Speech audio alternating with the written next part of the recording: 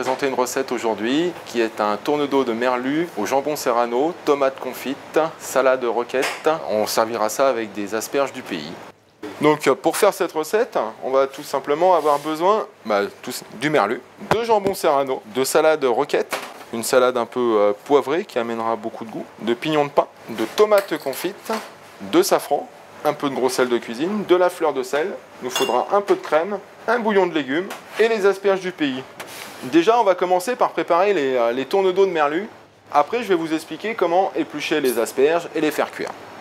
Et puis après, on passera au stade de la cuisson pour dresser une assiette. Voilà, donc je vais vous faire voir comment lever le poisson.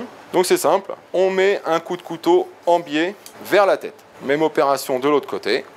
Donc tout simplement, vous voyez la dorsale, on incise le long de l'arête. Donc à peu près à ce niveau-là, le couteau traverse parce que la cage thoracique se termine à peu près là. On glisse le long de l'arête jusqu'à la fin du merlu. Ça paraît être le bout du monde à lever un poisson, mais ce n'est pas compliqué.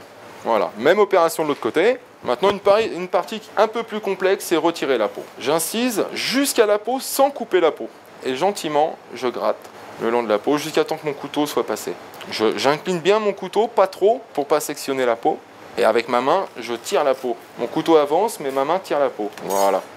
Donc la peau est retirée. Donc avec une pince, on peut retirer les quelques arêtes qui restent. Les filets de merlu. Donc le filet de merlu, nous avons la queue ici, la tête ici. L'endroit le plus large se trouve ici. On va pratiquer une incision sur la partie la plus épaisse. Voilà, on l'écarte parce que maintenant, à l'intérieur, on va le garnir. Avec notre tomate confite, on ne salera pas le merlu à cause du jambon serrano. Ma salade roquette, des petits pignons de pain. Et là, nous allons les poser à l'inverse. Voilà, nous avons la base de notre tourne-dos de merlu. Parce que là, la pièce est un peu longue. On va le couper au milieu. J'étale mon papier film sur la planche. Et je vais tapisser mon papier film de jambon serrano. En superposant légèrement les tranches. Donc là, maintenant, je pose mon poisson que je prends délicatement sur mon jambon serrano. Je roule. Voilà. Je m'arrange pour pas coincer le film et je serre bien. Je sectionne mon film et avec mon doigt, c'est-à-dire je pince et je tourne. De l'autre côté, je pince et je tourne. Et on continue l'opération encore. J'enroule de papier film jusqu'à temps d'avoir quelque chose de dur. Donc là, on peut être généreux sur les tours de papier film. À la cuisson, le film alimentaire supporte la chaleur. Et là, maintenant, on a quelque chose de beaucoup plus ferme. Où là, je peux couper. Les asperges. Donc nous avons les blanches et les vertes. Donc je vais vous expliquer comment éplucher les asperges et les faire cuire. Poser à plat l'asperge, on tient la tête, à peu près au niveau de la tête. On y va, il y a très peu de risque de les casser. L'asperge est épluchée. Alors après, pour couper les asperges, l'idéal, il suffit de mettre toutes les têtes sur la même ligne. Voilà. Et on sectionne à peu près là. Voilà. Je plonge mes asperges. On va arrêter la cuisson dans une eau avec des glaçons. Donc la cuisson sera beaucoup plus... les asperges seront saisies et elles resteront quand même assez fermes. Et elles vont garder leur couleur. Une pointe de couteau, je prends mon asperge, je pique. Voilà, là on sent la résistance de l'asperge. Voilà, là elle est cuite. Voilà, je l'attrape et je les plonge tout de suite. Elles n'évolueront plus en cuisson maintenant. Donc là nous allons préparer la sauce. Donc j'ai préparé un bouillon de légumes. Lui est à base de carottes, d'oignons, de céleri branche et des talons d'asperges. 2 cm, voilà, qu'on va laisser réduire gentiment. Puis ça tombe bien parce que sur Sainte-Marie, on a quelqu'un qui s'est installé et qui nous fait du safran depuis quelques temps. Donc on a été chercher du safran chez elle. C'est quelqu'un de très passionné par ce qu'elle fait. Mon bouillon de légumes réduit, je crème. Voilà, à peu près un tiers de ce qui reste. Notre safran, voilà, pas trop. Alors le merlu. Voilà, maintenant on va couper les portions de merlu. Donc là au départ je fais mon entame. Voilà, là moi là pour la recette j'ai décidé de faire un pavé assez épais. Jusqu'à la cuisson du poisson, toutes ces étapes, la sauce peut être prête.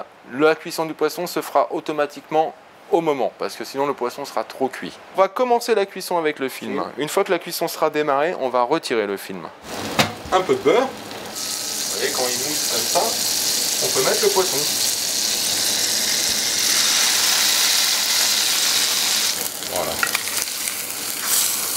pense brûler. Vous voyez, la face a commencé à caraméliser. Voilà. On n'oublie pas de baisser un peu le feu, que ça aille pas trop fort. Alors, sur les plaques électriques, pour baisser le feu, ça ne sera pas tout de suite. Il suffit de se décaler un tout petit peu. Voilà. Alors maintenant avec une paire de ciseaux, on va couper le papier film. Ouvrir légèrement son poisson pour vérifier la cuisson si on n'est pas sûr.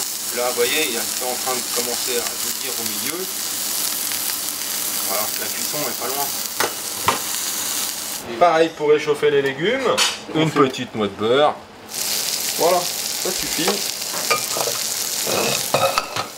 On va la faire mousser. Voilà. Pendant que ma sauce se prépare, je prépare mes assiettes. Voilà, nous allons pouvoir commencer à dresser. Alors, donc mon poisson, je leur vérifie quand même que le poisson est cuit. Regardez, il est encore très chaud. La cuisson, il s'est reposé, il est tout moelleux.